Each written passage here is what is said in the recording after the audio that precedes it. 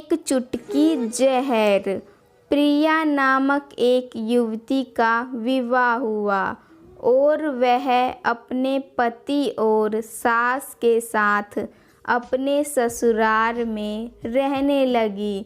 कुछ ही दिनों बाद प्रिया को आभास होने लगा कि उसकी सास के साथ पटरी नहीं बैठ रही है। सास पुराने ख्यालों की थी और बहू नए विचारों वाली। प्रिया और उसकी सास का आए दिन झगड़ा होने लगा।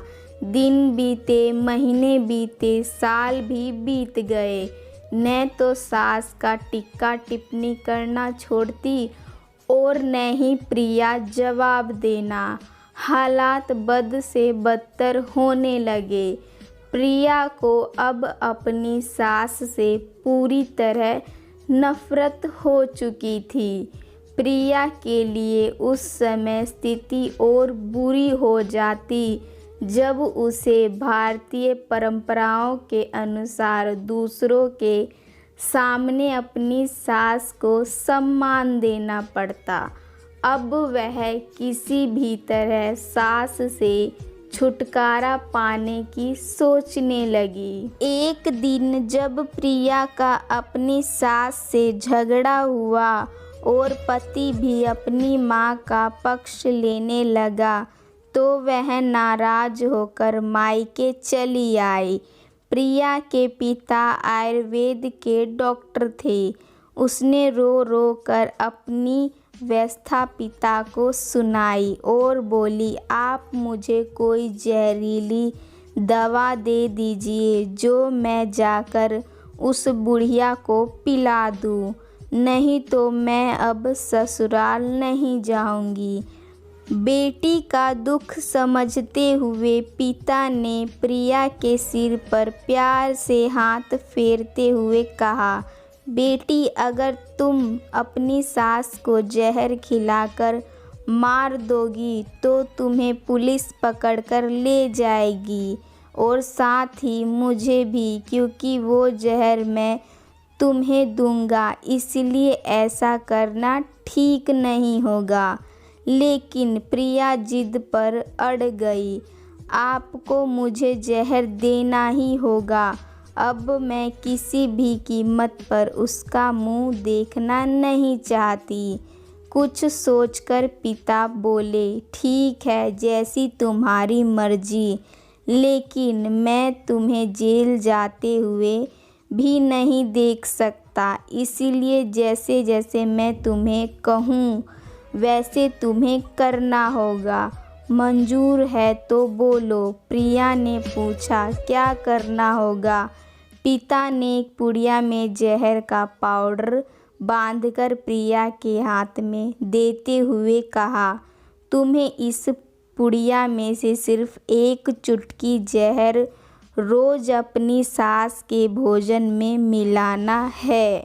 कम मात्रा होने से वह एकदम से नहीं मरेगी, बल्कि धीरे धीरे आंतरिक रूप से कमज़ोर होकर 5-6 महीने में मर जाएगी। लोग समझेंगे कि वह स्वाभाविक मौत में मर गई। पिता ने आगे कहा, लेकिन तुम्हें बेहद सावधान रहना होगा ताकि तुम्हारे पति को बिल्कुल भी शक ना होने पाए, वरना हम दोनों को जेल जाना पड़ेगा। इसीलिए तुम आज के बाद अपनी सास से भी बिल्कुल झगड़ा नहीं करोगी, बल्कि उसकी सेवा करोगी। यदि वह तुम पर कोई टिक्का टिप्पणी करती है तो तुम चुपचाप सुन लोगी, बिल्कुल भी प्रच्युत नहीं होगी। बोलो, कर पाओगी ये सब? प्रिया ने सोचा, 6 महीनों की ही तो बात है, फिर तो छुटकारा मिल ही जाएगा। उसने पिता की बात मान ली और जहर की पुड़िया लेकर ससुराल चली आई। ससुराल आते ही अगले दिन प्रिया ने सास के भोजन में एक चुटकी जहर रोजाना मिलाना शुरू कर दिया। साथ ही उसके प्रति अपना बर्ताव भी बदल लिया। अब वह सास की किसी भी ताने का जवाब नहीं देती, बल्कि क्रोध को पीकर मुस्कुराते हुए सुन लेती। रोज उसके पैर दबाती और उसकी हर बात का ख्याल रखती। सास से पूछ पूछ कर उसकी पसंद का खाना बनाती, उसकी हर आज्ञा का पालन करती। कुछ हफ्ते बीतते बीतते सास के स्वभाव में भी परिवर्तन आना शुरू हो गया।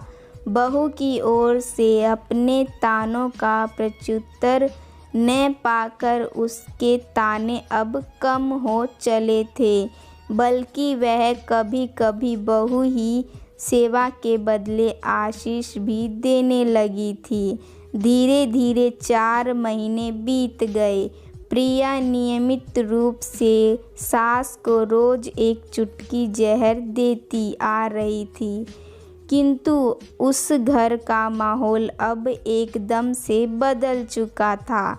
सास बहू का झगड़ा पुरानी बात हो चुकी थी। पहले जो सास प्रिया को गालियां देते नहीं थकती थी, अब वही आस पड़ोस वालों के आगे प्रिया की तारीफों के पुल बांधने लगी थी।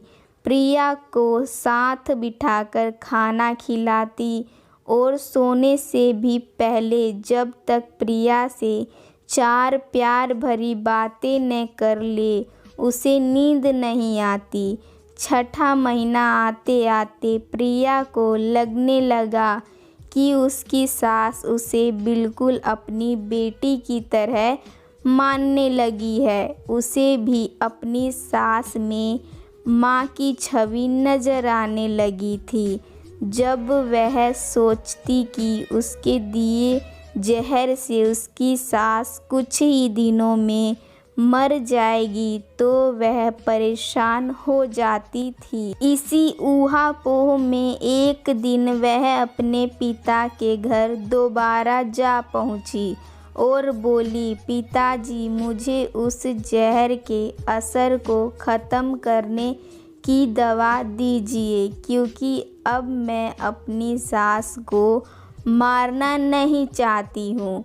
वो बहुत अच्छी हैं और अब मैं उन्हें अपनी माँ की तरह चाहने लगी हूँ। पिता उठा कर हंस पड़े और बोले, जहर कैसा? जहर? मैंने तो तुम्हें जहर के नाम पर हाजमे का चूर्ण दिया था। हा हा हा। बेटी को सही रास्ता दिखाए, माँ बाप का पूर्ण फर्ज अदा करे।